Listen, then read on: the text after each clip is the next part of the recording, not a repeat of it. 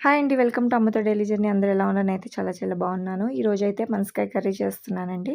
చూస్తున్నారు కదా! ఈ పనసకాయ పీసెస్ అయితే మనము పెరుగు వాటర్ ఉంటాయి కదండీ! పెరుగుని చాలా పల్చగా వాటర్‌లాగా చేసేసుకొని, అందులో అవి కొంచెం సేపు ఉంచి మనం నీట్‌గా కడిగేసి పక్కకు పెట్టుకోవాలి.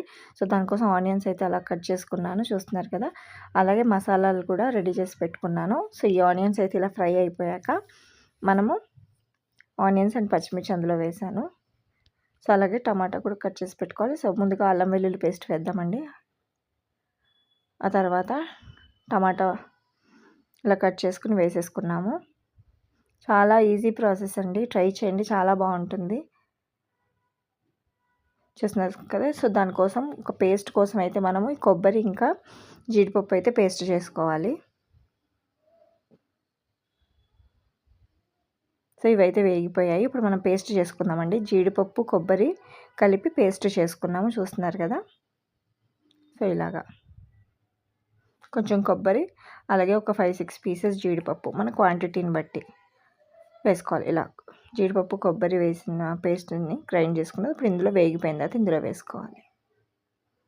సో, ఇలా వేసుకున్న తర్వాత నేను మీకు మసాలాలు చూపించాను కదండీ! డ్రై రోస్ట్ చేసుకొని దాన్ని పౌడర్ చేసుకున్నాము. సో, ఇది కాస్త అందులో యాడ్ చేయాలి ఇప్పుడు.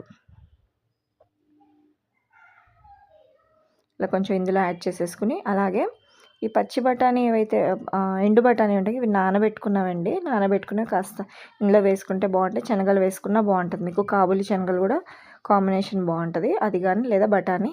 నాకు ఇది ఉన్నాయి కాబట్టి ఇవి నానబెట్టి వేసానండి. ఆ తర్వాత మన పనసకాయ ముక్కలు ఏవైతే ఉన్నాయో అవి కూడా కడిగి పెట్టుకున్నవి ఇందులో వేసేసుకుని కాస్త మగ్గనిచ్చేయాలి దీన్ని. చూస్తున్నారు కదా! సో, ఇలా ఆయిల్ అంతా కూడా పైకి వచ్చేసిన తర్వాత దీన్ని ఒకసారి కలుపుకుందాము. చూడండి, ఆయిల్ అంతా కూడా మనకి పైకి వచ్చేస్తుంది. ముక్క కూడా చూడండి లైట్‌గా కుక్ అయింది. సో, ఇప్పుడు ఇందులో కాస్త వాటర్ యాడ్ చేసుకుందామండి. చూస్తున్నారు కదా! ఇలా వాటర్ అయితే యాడ్ చేసేసుకోవాలి. ఒక గ్లాస్ వాటర్ అయితే సరిపోతుందండి. ఆల్రెడీ అది బాగా మగ్గిపోయి కుక్ అయ్యి ఉంది.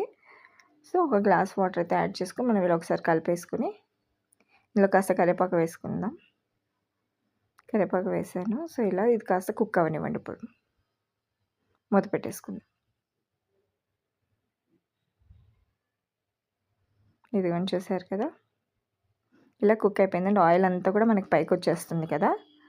సో, ఇదిగోండి చూడండి, కుక్ అయిపోయింది.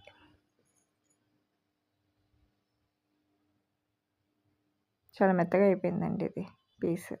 అదిగోండి విడిపోతుంది, చూసారా? ఇలాగా కుక్ అయిపోయింది. చాలా ఈజీ ప్రాసెస్, చేసుకోండి.